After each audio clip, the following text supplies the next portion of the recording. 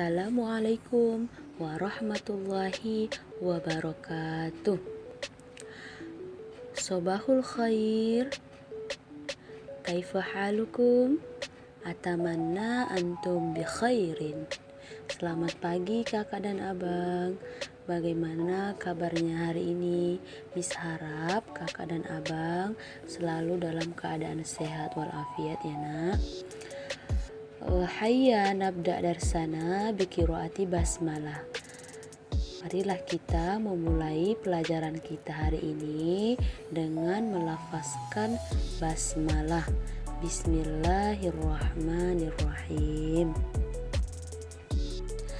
Kakak dan abang, hari ini kita akan kembali belajar bahasa Arab. Hari ini kita sudah masuk materi baru. Kalau materi yang lalu itu adalah tentang nama-nama bulan Masehi dalam bahasa Arab dan juga nama-nama hari dalam bahasa Arab dan juga jam. Nah, kali ini kita akan masuk ke materi pertama ya. Boleh dibuka bukunya pada bab pertama. Ini materi kita hari ini adalah sebagai pengantar ya, sebagai pengantar menuju materi sebenarnya. Jadi nak, sebelum masuk ke materi atau bab pertama yang ada di buku kakak dan abang, Miss akan berikan sedikit pengantar ya, sedikit pengantar menuju materi itu. Jadi nanti kakak dan abang nggak bingung ya. Oke kakak dan abang, tujuan pembelajaran kita hari ini adalah yang pertama, Miss harap kakak dan abang tahu pentingnya belajar bahasa Arab ya melalui hadis Rasulullah Shallallahu Alaihi Wasallam. Kemudian yang kedua, Miss harap kakak dan abang mampu mengetahui pengertian kalimah atau kalam. Nah, itu yang akan kita pelajari hari ini. Kemudian Miss harap kakak dan abang tahu apa saja pembagian kalam itu dan juga sekaligus dapat membedakan dari masing-masing macam-macam pembagian kalam tadi ya. Jadi kalam, pengertian kalam, pembagian kalam, dan membedakan pembagian tersebut ya. Oke nak, yang pertama mungkin kakak dan abang sudah mulai jenuh ya, bosan belajar bahasa Arab. Jangan pernah bosan nak ya, jangan putus asa walaupun payah paham misalnya, atau misalnya tidak suka. Jangan putus asa, harus tetap semangat. Kenapa?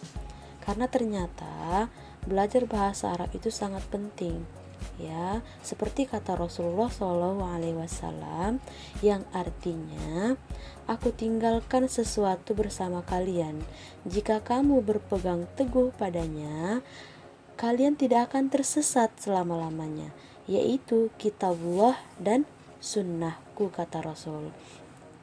Jadi kalau kita nggak belajar bahasa Arab nak, kita bisa tersesat ya, tersesat.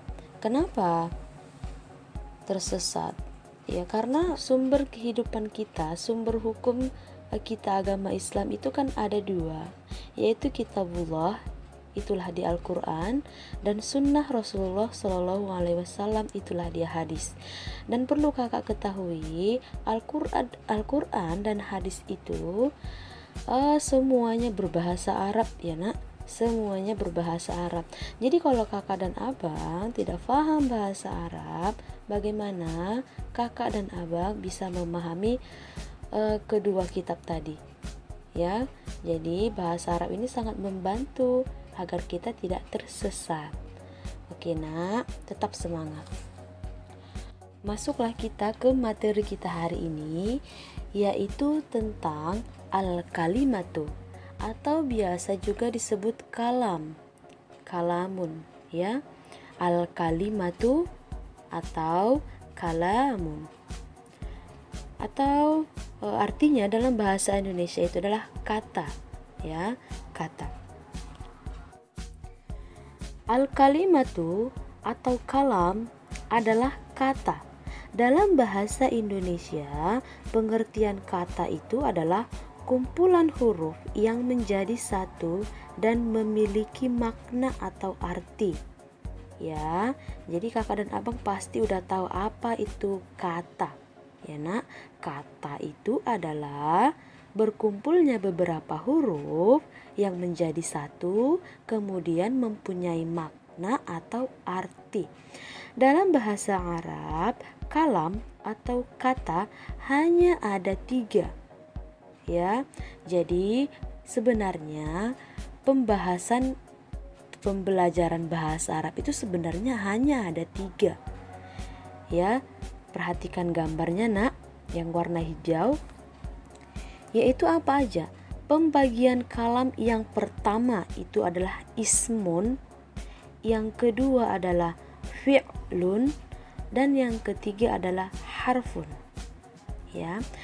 Yang pertama ismun, yang kedua fi'lun, dan yang ketiga harfun.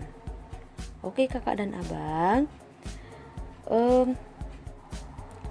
kali ini ya, pembelajaran ini kita akan memulakan pembelajarannya tentang ismun dulu ya. Ismun dulu bertahap. Ismun, apa itu ismun? Kakak dan abang pernah dengar ismun?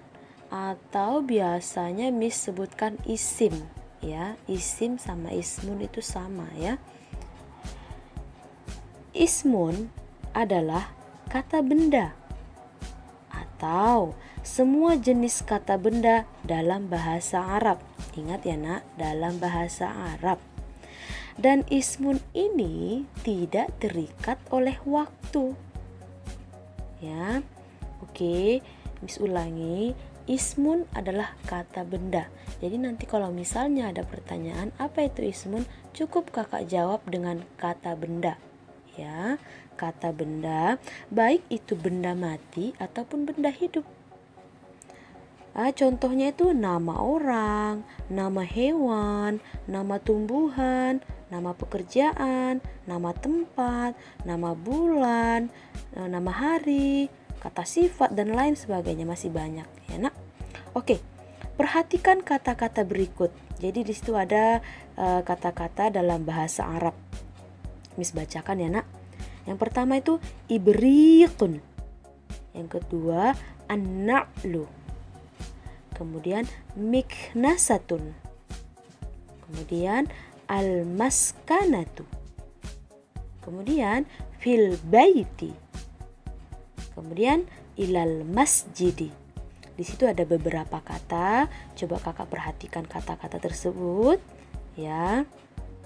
Kira-kira kakak dan abang tahu nggak artinya? Ya, tahu nggak kakak dan abang arti dari kata-kata yang sedang kakak dan abang lihat itu? Ibrikun, an-na'lu, miknasatun, al-maskanatu, fil baiti, ilal masjidi. Kira-kira tahu nggak artinya? Apakah kata-kata itu contoh ismun atau kata benda? Ya, gimana Ai tahu Miss itu kata benda? Ai tak tahu artinya, ya kan? Iya. Jadi nak, untuk mengetahui suatu kata itu dia ismun atau bukan, kita tidak perlu lihat kamus ataupun kita tidak perlu tahu artinya. Kenapa Miss? Iya, karena setiap kata itu memiliki ciri-cirinya masing-masing.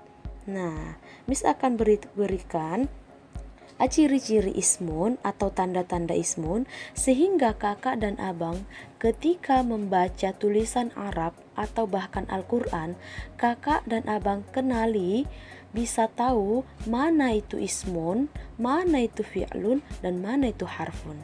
Ya, oke, yang pertama, ciri-ciri ismun. Ciri-ciri ismun yang pertama adalah ada alif lam di awal kata.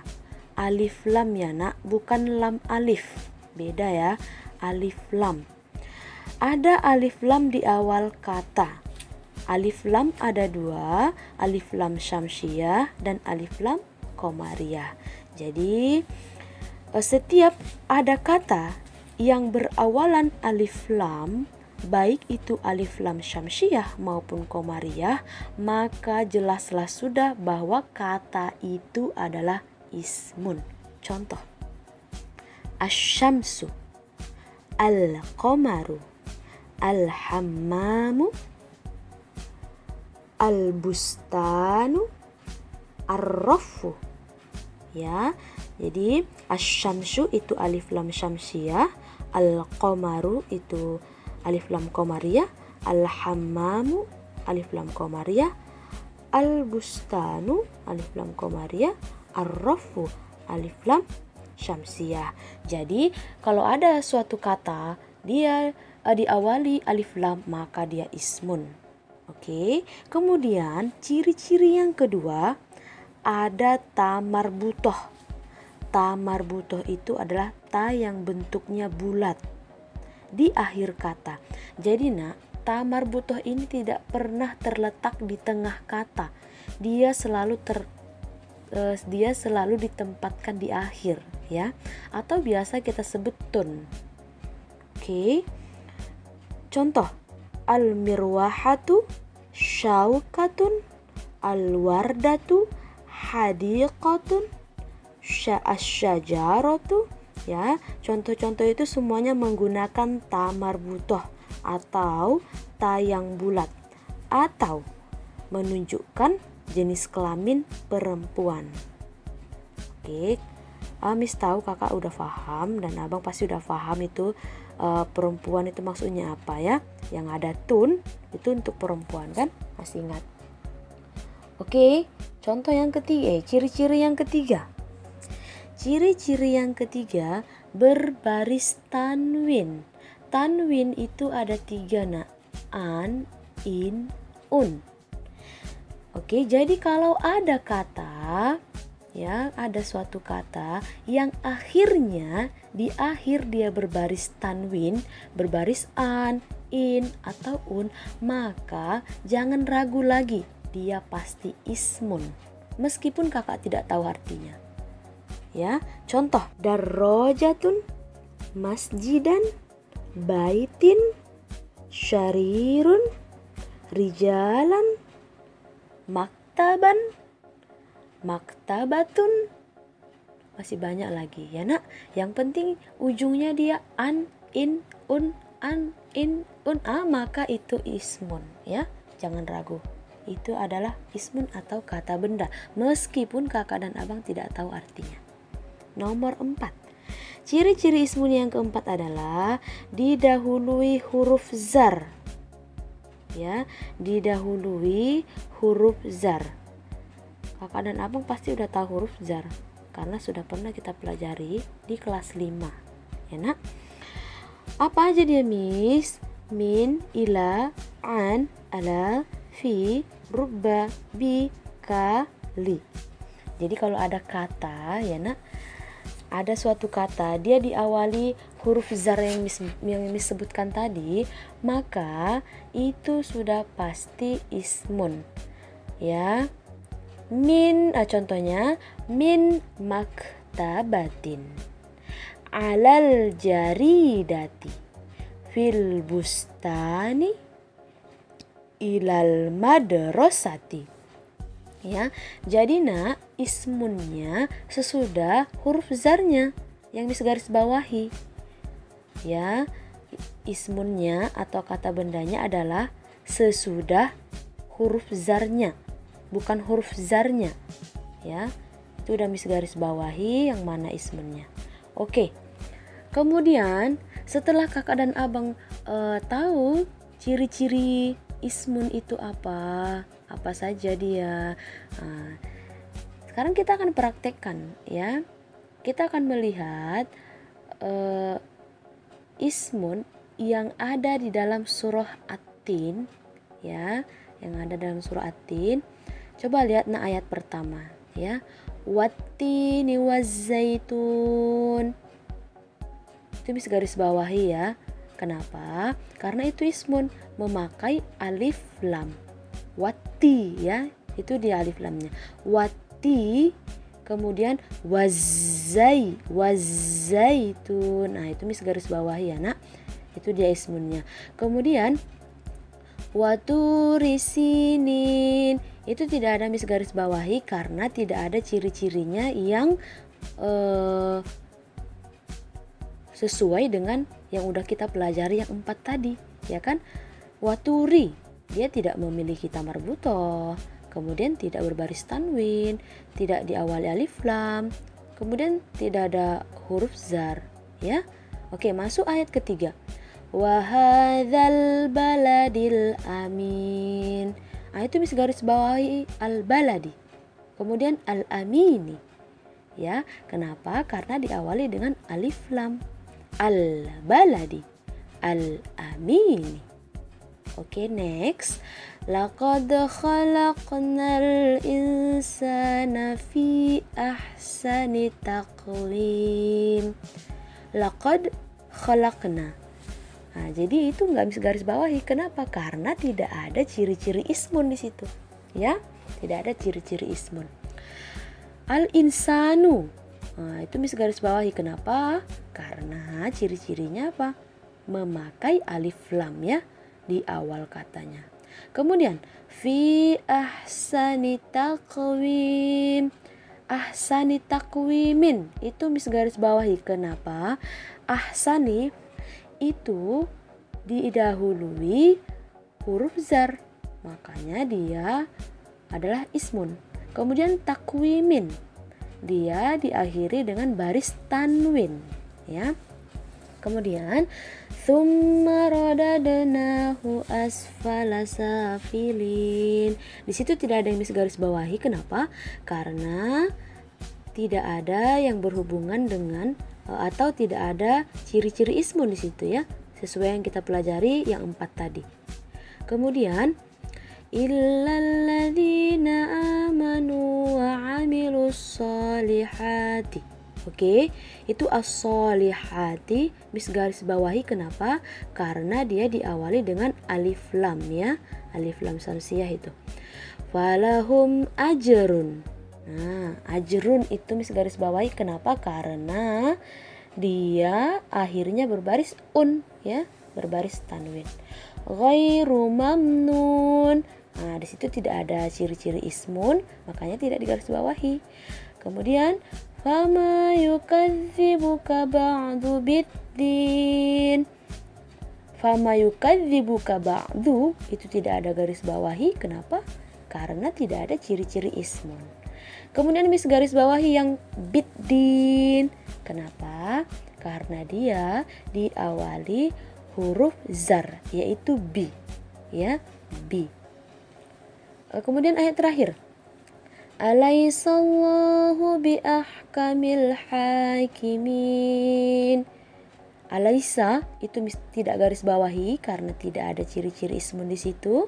Kemudian Allah itu mis garis bawahi karena ada alif lam kan. Kemudian bi ahkami. Kenapa mis garis bawahi? Iya, karena diawali huruf zar, yaitu bi. Kemudian al-hakimin digaris bawahi karena beralif lam ya, ciri-cirinya beralif lam. Oke kakak dan abang, mis rasa kakak dan abang udah paham ya ciri-ciri yang 4 tadi, itu jangan dilupakan. Seperti yang mis bilang tadi, ini adalah pengantar ya, pengantar menuju materi berikutnya.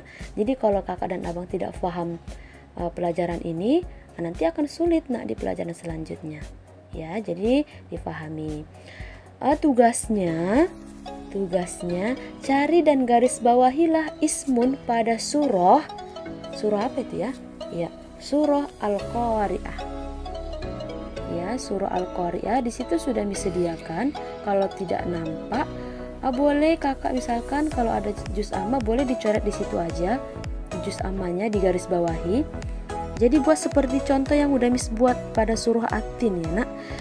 Cari dan garis bawahi mana ismun. Ya tidak usah kakak tunjukkan ciri-cirinya apa, nggak usah. Yang penting kakak kenali mana ismun, garis bawahi. Kalau misalkan kakak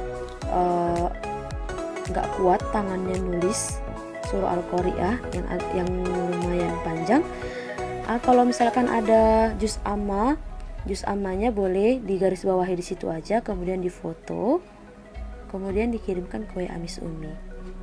Oke kakak dan abang, mudah-mudahan kakak dan abang memahami penjelasan Miss Umi. Dan kalaupun kakak dan abang masih belum paham, boleh langsung dihubungi Miss Umi ya melalui WA. Oke. Insya Allah kita akan lanjutkan pembelajaran kita minggu depan, yaitu tentang fi'lun ya, masih tentang kalam, yaitu ismun, yaitu fi'lun ya nak, fi'lun. Oke, syukron kasir ala ihtimamikum. Assalamualaikum warahmatullahi wabarakatuh.